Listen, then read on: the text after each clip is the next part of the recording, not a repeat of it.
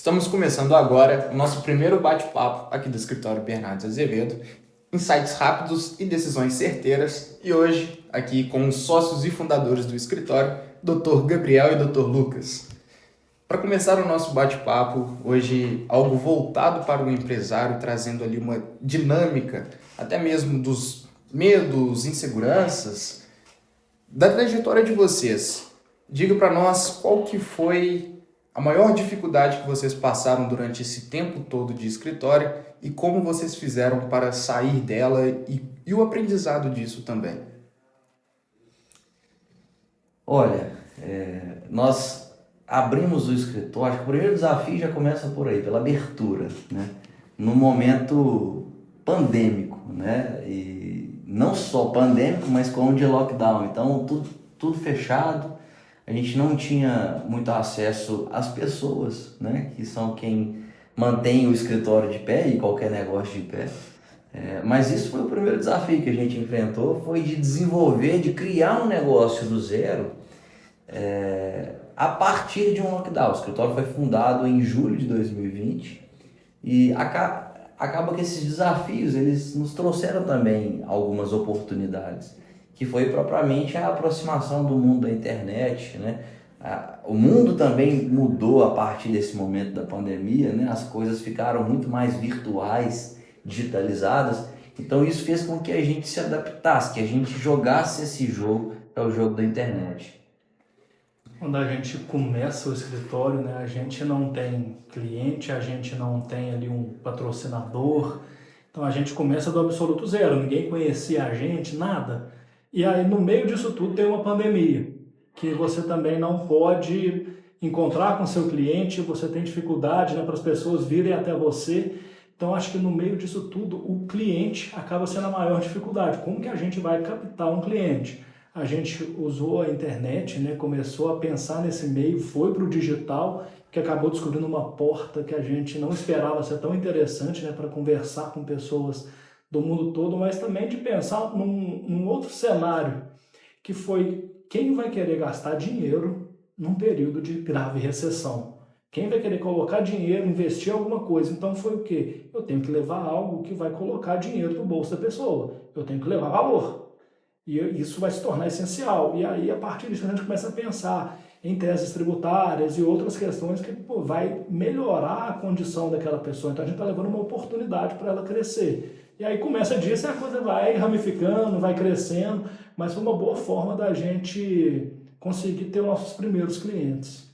Isso até foi uma forma de nichar um pouco o mercado naquele momento, porque há um comportamento específico do consumidor naquela época, né? Se a sua demanda ela não é tão urgente assim, você tem uma demanda jurídica, eu sou consumidor, e você tem essa demanda. Se ela não é tão urgente, ou seja, se ela pode esperar naquele momento, o consumidor vai esperar. A não ser que ele tenha uma demanda que seja para aquele dia, para aquela hora, ele precise assim, essencialmente do escritório de advocacia. Esse consumidor foi aquele que comprou da gente naquele momento, né?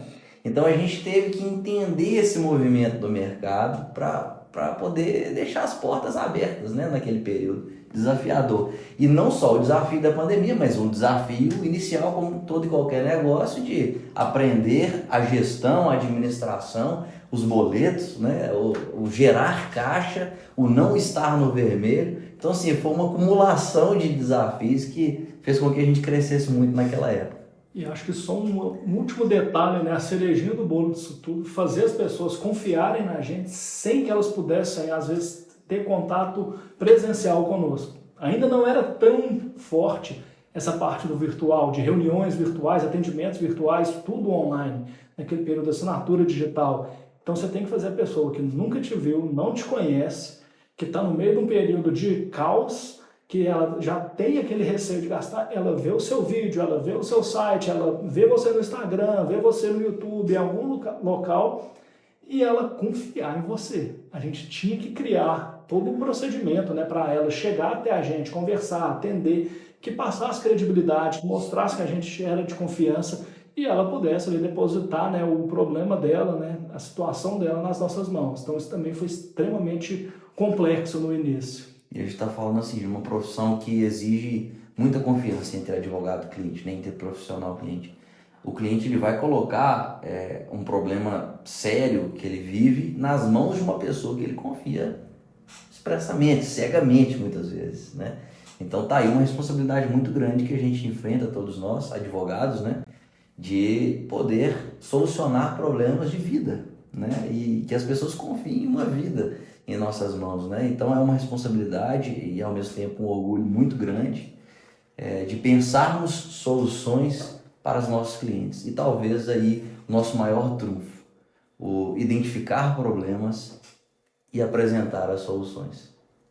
E agora, pegando um pouco desse gancho da responsabilidade que o escritório tem e aplica isso para os seus clientes, acho que um dos diferenciais do próprio escritório é entender que o escritório não é apenas um escritório de advocacia, mas sim uma empresa. E com isso a gente entra na questão da gestão, né? Que é algo importante para todas as empresas hoje. E na visão de vocês, o que uma gestão empresarial pode impactar, pode trazer de melhor para um empresário ou aplicar na empresa dele, até mesmo no dia a dia ali? Acho que a resposta já está na pergunta, né? A gestão transforma numa empresa. Sem a gestão, você é um empreendedor, você é um sonhador. É só quando você começa a aplicar a gestão que você efetivamente tem uma empresa, que você é empresário. A gestão é o que vai trazer procedimento, vai trazer processo, vai te trazer dados, números, que vai te fazer entender isso está funcionando, isso não está funcionando, a experiência do meu cliente é legal, onde que eu tenho um gargalo, onde que eu tenho um problema, como que eu vou solucionar isso, é mão de obra, será que é trazendo mais pessoas, será que é investindo em tecnologia? É a partir da gestão que você vê isso tudo, desde a parte interna até aquilo que você vai levar para o mercado. Então, para mim, gestão faz a empresa. Antes disso, sem gestão, você não tem, propriamente dito, uma empresa.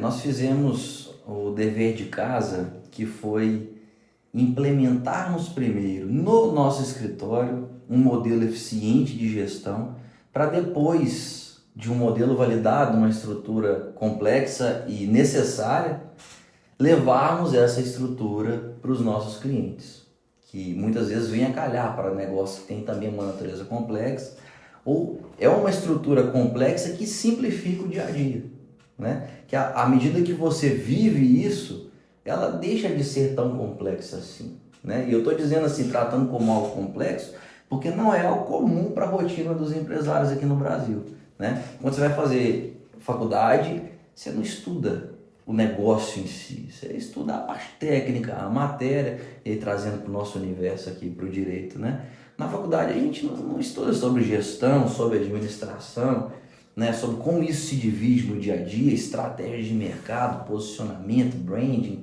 e por aí vai, né? Então, a melhor forma que a gente teve de fazer o nosso dever de casa foi primeiro aplicar no escritório e após identificarmos e validarmos essa estrutura, levarmos isso para o nosso cliente. A gente até brinca, né? Que aqui é de empresário para empresário. Quando a gente está conversando com o cliente, falando, pô, a empresa precisa disso, essa parte aqui é muito importante, isso vai fazer uma diferença no seu negócio, a gente está falando porque a gente faz em casa isso. A gente faz aqui dentro do escritório. Então a gente viveu isso, a gente viveu o que é não ter e depois desenvolver isso e viu o benefício. E aí a gente leva isso também para o nosso cliente. A gente entendeu a advocacia, né, como um produto, vamos dizer assim. A gente está levando um produto para o mercado. Como que a gente vai levar isso? O que vai ser a casa que vai estar amparando esse serviço jurídico que a gente está oferecendo? Então a gente teve essa preocupação em primeiro colocar isso em casa e levar isso, porque a gente testou, a gente validou, a gente viveu e vendo esse impacto a gente chegou, né, até o produto final, até o serviço que a gente leva e adequa, né, para a realidade do cliente. Com o que vocês estão falando aqui, demonstrando esse apego pela parte empresarial, eu gostaria de saber de vocês o porquê da escolha do direito empresarial. Legal. Empresas é o nosso dia a dia, é algo que é muito natural para nós. Então, até pegando uma carona nessa resposta anterior nossa, a gente viveu isso aqui primeiro. E como a gente viveu, a gente tem plenas condições de entender o que foi um desafio enfrentado por um empresário na abertura da empresa, um segundo desafio, um segundo momento de como crescer, como contratar, como me assegurar, como preocupar com riscos trabalhistas, como me regularizar na parte empresarial pura, na parte fiscal, como que eu posso ter uma estrutura fiscal otimizada, como que eu posso pagar mais barato que meu concorrente. Então, assim, essas dúvidas fizeram parte do nosso dia a dia e como foi algo muito natural para a gente, as empresas perceberam isso, eu acredito, né? Que elas sentiram e da mesma forma como nós, os prestadores de serviços, sentimos que era muito natural para nós prestarmos isso às empresas, esse serviço para as empresas. Nós até brincamos aqui, né? Falamos às vezes que não é uma advocacia empresarial simplesmente, é uma advocacia de negócios. A paixão nossa são negócios e é algo que vem desde antes de nós termos o escritório. A gente sempre gostou do feeling de ter negócios, de fazer um empreendimento, de pensar, de ter a ideia, de desenvolver e até de ver como essa máquina funciona, né? Você olhar o por trás da empresa, você ver aquela grande empresa, entender como que ela chegou lá, como que ela opera, entender tudo isso e achar a nossa contribuição. Então a gente às vezes vai mais do que é um direito empresarial, societário, é um direito de negócios, mesmo quando às vezes são feitos por pessoas físicas, mas há negócios, a gente vê transformação, a gente vê início, meio e fim, a gente vê evolução. Dentro de tudo isso a gente encontra a paixão nossa, a paixão do escritório que motiva. Toda a área do direito ela vai ter seu propósito, né? Você vai ter ali algo que brilha os seus olhos. E para a gente foi negócios, foi ver ali a evolução que eles trazem e ver como que a gente pode impactar positivamente. E uma surpresa, né, que eu creio que a gente teve foi perceber o quanto esse serviço jurídico é importante, o quanto que a gente leva é necessário e faz falta no mercado. Não há tantas pessoas levando esse perfil de advocacia, de negócios para os clientes, e isso faz uma grande falta, muda completamente a mesa de negócios quando você tem o jurídico ali. Não é simplesmente uma burocracia, um contrato, um pedaço de papel, é o pensamento de toda a operação e a estruturação dela. Então acho que isso trouxe uma paixão muito grande para a gente. Sem falar que quando a gente pega dados oficiais, assim, cerca de 85% das empresas aqui no Brasil, elas vão fechar até o 5º ano de existência. E a gente vê que são números consideráveis, né, altíssimos, né, por um país que é muito empreendedor. O Brasil tem uma força natural muito evidente, né? O empresário brasileiro, ele é muito característico, né? Essa força vital de acordar cedo e dar a cara a tapa e ir para a luta. Só que, ao meu ver, o principal erro do empresário é não canalizar essa força, essa vitalidade com aquela inteligência de falar assim, eu preciso melhorar a minha gestão. Então, o maior pecado, ao meu ver, do empresário é esse. Ele se entrega muito na disposição, no dia a dia, no levantar cedo e trabalhar, e deixa a desejar aquele lado. Eu vou conciliar isso com uma gestão eficaz, com uma gestão correta, com um braço na minha empresa que vai me auxiliar. Às vezes eu não tenho que saber de tudo, eu não tenho que ser bom em tudo na minha empresa. E tem isso também, né? Às vezes o cara acha que ele vai ser camisa 10 em todas as áreas dentro da empresa. Contrate pessoas melhores que você. Exato, e esse tem que ser o nosso objetivo, nós encontrarmos vários camisas 10 nas áreas específicas que são várias dentro de uma empresa. E aí agora, para a gente poder finalizar depois desse bate-papo que nós tivemos aqui, principalmente voltado para a importância de uma boa gestão dentro de uma empresa, qual que é um insight, um recado importante que você dá para o empresário, para aquele que está começando agora, ou até aquele que já está chegando nos 5 anos ali, já está batendo um pouco de medo, uma insegurança? O que vocês têm para falar para cada empresário do Brasil que está enfrentando isso? A gestão, você ser um empresário sério, vai criar um abismo entre você e o seu concorrente. Não necessariamente vai ser quem vende mais, até quem tem o produto melhor. Vai estar na sua gestão, na forma como você trata a sua empresa como uma empresa que vai criar um abismo. E esse abismo não é fácil de ser superado.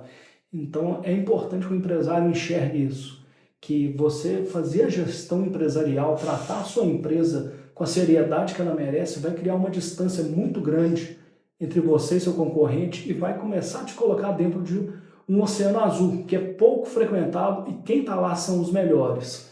Esse valor precisa entrar na cabeça do empresário, a pessoa precisa entender isso para ver que a posição dela no mercado pode ser completamente alterada com uma boa gestão.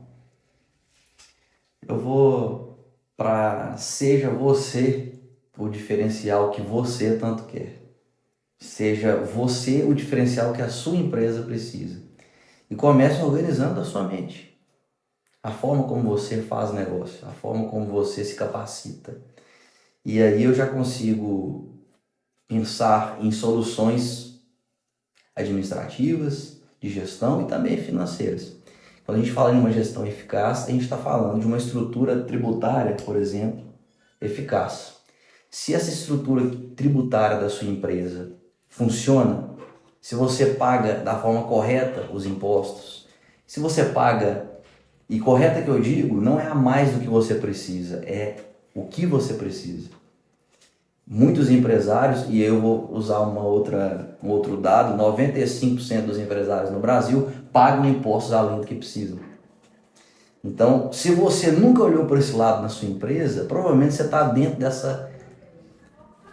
desse cálculo, né? E se você está dentro desse cálculo, você precisa rever sua estrutura tributária, empresarial, sua estrutura de gestão.